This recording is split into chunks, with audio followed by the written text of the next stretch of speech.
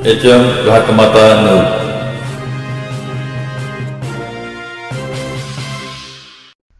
सांगली लोकसभा मतदारसंघाचे नवनिर्वाचित खासदार विशालदादा पाटील यांना जिल्हाधिकारी डॉक्टर राजा दयानिधी यांच्या हस्ते रात्री उशिरा प्रमाणपत्र देण्यात आले।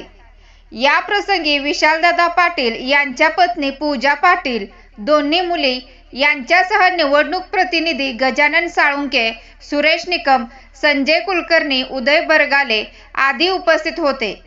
सांगली लोकसभा मतदारसंघात विशालदादा पाटील यांनी भाजपचे उमेदवार संजय काका पाटील यांचा 1 लाखाहून अधिक मतांनी पराभव केला।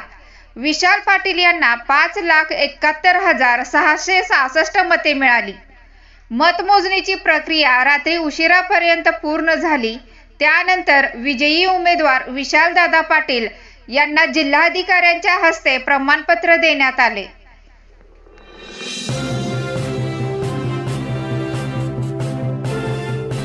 HM घाटमाता news.